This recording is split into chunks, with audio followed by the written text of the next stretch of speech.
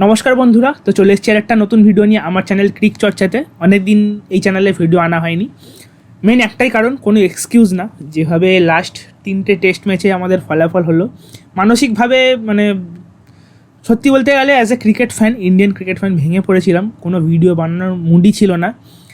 এবং দেখুন, আমি এমন একজন ক্রিকেট প্রেমী বা ক্রিকেট ফ্যান বলতে পারেন যে হারে তার কোনো সমস্যা নেই। ইন্ডিয়া, আমি চাই না বা এটা ক্লেমও করা উচিত নয় যে প্রত্যেকটা ম্যাচ জিতবে। হ্যাঁ, জেতার জন্য অবশ্যই খেলা উচিত, কিন্তু হার মানে এই না যে একটা দল 36 রানে অল আউট হয়ে গেল। নিজের পক্ষে বাংলাদেশও এরকম অবস্থা হয় না।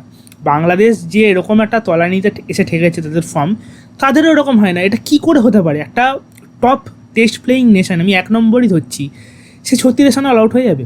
তাও কোন টিমের সাথে না? নিউজিল্যান্ডের সাথে, যেই নিউজিল্যান্ডকে শ্রীলঙ্কা নাস্তানুবুদ করে ছেড়ে দিয়েছে। 3টে সিরিজ হারার পর অনেকে একই কথা বলে আসছে, যদিও এই কথাটা আমি চ্যানেল শুরু করেছি জাস্ট হলো, কিন্তু তার আগে আমার বন্ধু বান্ধবদের সাথে বহুবার আলোচনা করেছি। ফার্স্ট ক্লাস ম্যাচ না খেললে, রঞ্জি না খেললে, এই যে স্পিন খেলার দুর্দশাটা, এটা কোনোদিনও ঘুচবে না। এই আইপিএল দিয়ে, হ্যাঁ, আইপিএল দিয়ে যেটা হচ্ছে সেটা আমরা সাউথ আফ্রিকায় প্রমাণ পেলাম। আইপিএল দিয়ে কী লাভের লাভ হচ্ছে, ইভেন একটা ওয়ার্ল্ড কাপও পেয়ে গেছি আমরা।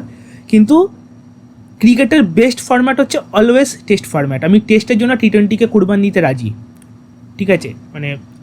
বলা উচিত না, কিন্তু আমার কাছে যদি কেউ বলে অপশান দেয় either test or ODI T20, আমি কিন্তু সবসময় টেস্টই বাঁচবো। এবং যারা ক্রিকেট ভালোবাসে সত্যিকারের, তারা কিন্তু টেস্টই বলবে, টেস্টের ঊর্ধ্বে কিছু নেই। তো আমি সবসময় যাই হোক, আমি টেস্ট বিচার করে বাদবাকিগুলোকে বিচার করি। এটা আমার একটা মাইন্ডসেট বলতে পারেন। সেটা ভুল বা ঠিক, সেটা আপনারা আমাকে কমেন্টে লিখে জানাবেন। তো বাই দ্য ওয়ে, আমি যেটা বলছিলাম, এমন একজন ফ্যান যে হারে তার কোনো সমস্যা নেই, কিন্তু তারা হারার মতো হারুক। 36 রানে অল উইকেট, 3টে টেস্ট ম্যাচ ঘরের মাঠে হেরে গেল, ব্যাঙ্গালোরের মতো মাঠে হেরে গেল। এটা কি? এটা তো ছেলে খেলা। তাও কীভাবে না, স্পিন খেলতে পারছে না। ব্যাঙ্গালোরে ভুলভাল একটা সিদ্ধান্ত নিয়ে নিল টসে জিতে। তো এই ভিডিওতে আমরা ডিটেলে এইসব নিয়ে আলোচনা করবো না। এই ভিডিওতে আমরা আলোচনা করবো বর্ডার গাভাস্কার ট্রফি নিয়ে, এবং সাউথ আফ্রিকায় যে ইন্ডিয়া 4টে টি20 খেললো সেটা নিয়ে ডিটেল আলোচনা করব। তো ইন্ডিয়া এমন একটা দল, আমি ওই হারগুলোকে সাইডে রেখেই বলছি যে এটা বলার কিছু নেই। আপনারাও জানেন যে ইন্ডিয়াই বোধহয়, আমার বোধহয় কথাটা রাখছি, যে একমাত্র দল যে দুটো কেন 4টে টিমও তৈরি করতে পারে, 4টে আলাদা আলাদা দেশে গিয়ে খেলতে পারে। ইন্ডিয়া যা প্লেয়ার প্রডিউস করে বর্তমানে, যারা যা করছে, সেটা কিন্তু আর কোনো আইসিসির তত্ত্বাবধানে থাকা দেশগুলো করতে পারবে না। অস্ট্রেলিয়াও পারবে না। ইন্ডিয়ার টাফ কম্পিটিটার যে অস্ট্রেলিয়া বা ইংল্যান্ড, তারাও কিন্তু হয়তো পারবে না। তো আগে আমরা আলোচনা করে নিই সাউথ আফ্রিকার 4টে টি20 নিয়ে। দেখুন, 3টে টি20 তো আমরা জিতেছি, এক পেশাভাবেই জিতেছি, কিন্তু সেকেন্ড টি20টা, এটাও আমার একটা অভিযোগ আছে আমাদের প্লেয়ারদের বিরুদ্ধে, যে বরুণ চক্রবর্তী প্রথমে যা রান করেছে ইন্ডিয়া 130 সামথিং, ওটা জেতার রান না। বিশেষ করে সাউথ আফ্রিকার সাথে একজন দাঁড়িয়ে গেলে ম্যাচটা বের করে দেবে। সেটা ক্লাসেন বলুন, সেটা স্টাবস বলুন, সেটা মিলার বলুন, এনিওয়ান, সেটা জেতার মতো রান না। কিন্তু বরুণ চক্রবর্তী আপনাকে, আমি 99%ও বলবো না, আপনি 100%ই ক্লেম করবে, এখানে ম্যাচে এনে দিয়েছিল। তারপর থেকে কি বোলিং করলো আমাদের বোলাররা, সেকেন্ড হোয়াইট ওয়াশ করা যেতে পারতো তাদেরকে, তাদের দেশে দাঁড়িয়ে। এবং এই যে 3-0 হারের ব্যথাটা পুরো দস্তুর একদম মিলিয়ে দেওয়া যেতে পারতো হোয়াইট ওয়াশ করে, কিন্তু সেটা না করে তারা সেকেন্ড টি20টা এমন খেললো, লাস্টে এসে জেতার ম্যাচটা হেরে গেল। আমি আবারও বলছি, যে রান করেছিল ইন্ডিয়া, সেটা কিন্তু জেতার রান না, হারাই ম্যাচ ছিল ইন্ডিয়ার কাছে। কিন্তু বরুণ চক্রবর্তী 100% ইন্ডিয়াকে ম্যাচে এনে দিয়েছিল, তার সত্ত্বেও ইন্ডিয়া ম্যাচটা জিততে পারলো না। তিলক বর্মার কথা এখানে বলতে হয়, সে আপনারা হয়তো শুনেইছেন, বিশেষ করে সে পার্সোনালি গিয়ে সূর্যকুমার যাদব, আমাদের টি20 ক্যাপ্টেনকে বলেছে আমাকে 3 নম্বরে খেলতে দাও। এবং এখানে আমি সূর্যকুমার যাদবের জন্য হাততালি দেবো, যে অ্যাজ এ ক্যাপ্টেন সে নিজের জায়গাটা কিন্তু ধরে দেখেনি। সে 4-এ এসে তিলক বর্মাকে 3-এ খেলতে দিয়েছে, এবং তিলক বর্মা লাস্ট 2টো টি20তে কী করলো সেটার বলার অপেক্ষা রাখে না। সঞ্জু স্যামসংকে নিয়ে কী বলবো? সঞ্জু স্যামসংয়ের বাবা যা ক্লেম করছে, সেগুলো ওনার ওপরে ছেড়ে দেওয়া উচিত। আমি বিশ্বাস করি সঞ্জু স্যামসং নিজেও তার বাবার সাথে একমত হবেন না। বহু চান্স পেয়েছে সঞ্জু স্যামসং, এরম না। ইদানিংকালে দেখা যাচ্ছে সঞ্জু স্যামসংয়ের সবচেয়ে বড় প্রবলেমটা হচ্ছে, সে দারুণ ক্লাস ব্যাটার। সে যে শটগুলো খেলে দেখবেন, সেটা কিন্তু আনতাবড়ি কোনো শট খেলে না, maximum test shot, classical shot খেলে। ক্লাসিক্যাল শট খেলে রান করতে পারে।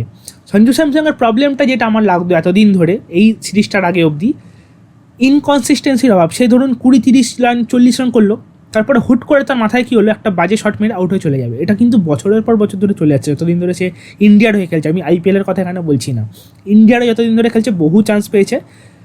সঞ্জু স্যামসংয়ের এই প্রবলেমটা ছিল, দারুণ খেলছে, হট করে মাথার মধ্যে কি একটা ক্যারাপোকা চাপলো, একটা বাজে শট খেলে আউটে চলে যাবে, এটা কিন্তু ম্যাচের পর ম্যাচ সে করেছে।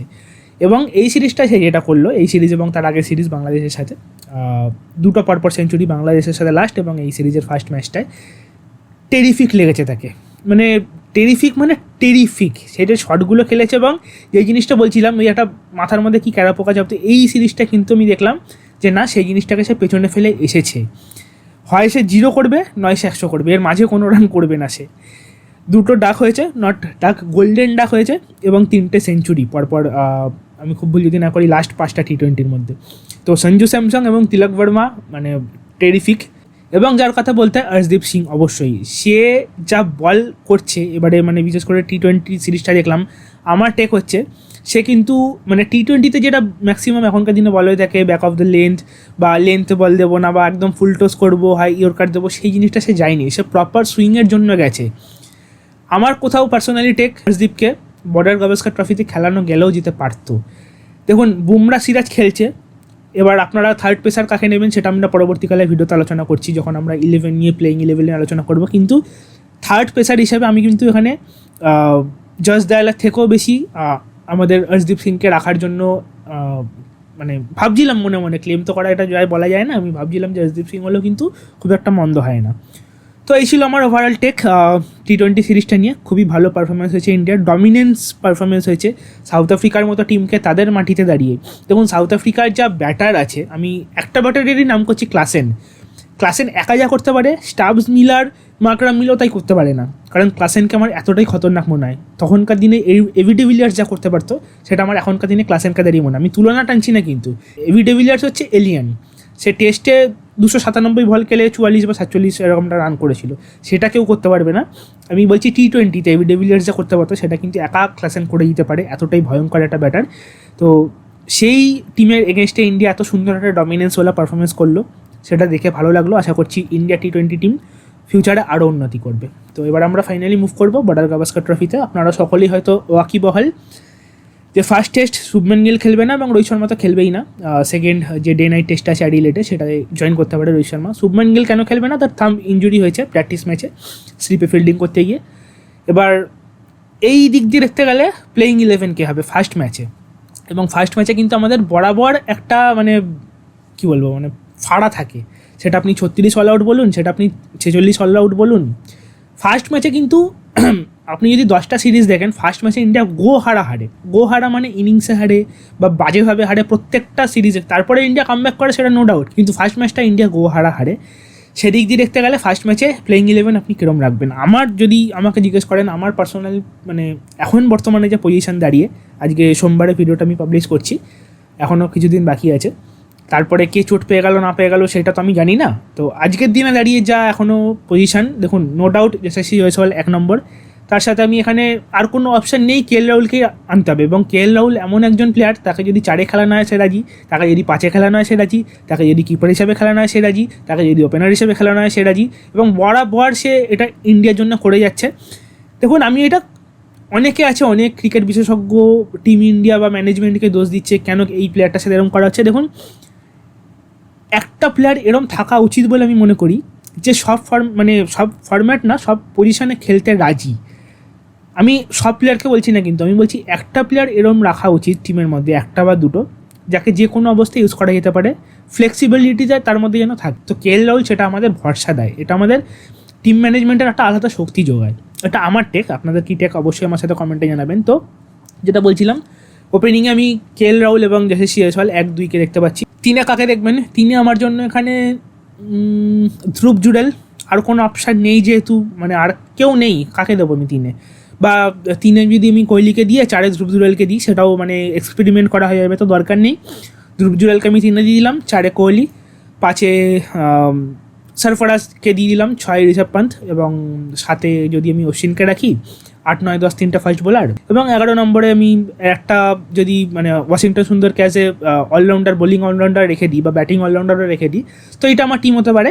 একবার বলে দিই আমার পার্সোনাল প্লেইং 11 ফার্স্ট টেস্ট ম্যাচের জন্য। ওপেনিং হচ্ছে কেএল রাহুল এবং যশস্বী জয়সওয়াল, 3-এ ধ্রুব জুডেল, 4-এ কোহলি, 5-এ সরফরাজ, 6-এ ঋষভ, 7-এ ওয়াশিংটন, 8-এ অশ্বিনকেই আমি নেবো অবভিয়াসলি, কারণ জাদেজার রিসেন্ট ফর্ম খুব একটা ভালো নেই, তো ক্লাস স্পিনার হিসেবে তো অবশ্যই মানে অশ্বিন এমন একজন স্পিনার, তাকে যে কোনো মাঠে যে কোনো ফর্ম্যাটে যে কোনো কন্ডিশনে খেলানো উচিত বলে আমি অন্তত মনে করি।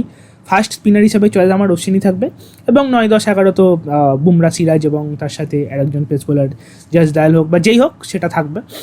11 নম্বরটা নিয়ে আমি কনফিডেন্ট নেই কে থাকবে। তো এই ছিল ওভারঅল টেক এখনও অবধি, এবং আশা করছি ফার্স্ট ম্যাচে ইন্ডিয়ার যে ভরাডুবিটা হয় প্রত্যেকটা ম্যাচে প্রত্যেকটা সিরিজে, সেটা যেন না হয়। আমি কিন্তু টেস্টের কথা বলছি, হ্যাঁ, আমি কিন্তু ওডিআই বা T20 কথা বলছি না, আমি টেস্টের কথা বলছি। ফার্স্ট ম্যাচে ইন্ডিয়ার যে ভরাডুবিটা হয় সেটা যাতে না হয়। পার্থে ম্যাচ বিশাল বাউন্স হচ্ছে এবারে পার্থের পিচটায়, মানে লাস্ট দুটো সিরিজে অস্ট্রেলিয়া গিয়ে যখন ইন্ডিয়া খেলেছে পার্থে এত বাউন্স হয়নি। এবারে যেখানে ইন্ডিয়া প্র্যাকটিস ম্যাচটা খেলছে সেখানে প্রচুর বাউন্স হচ্ছে, মানে আগের বারের তুলনায়, মানে পার্থে পুরনো যে পার্থ পিচ ছিল সেখানে যেমন বাউন্স হতো সেরকম বাউন্স হচ্ছে।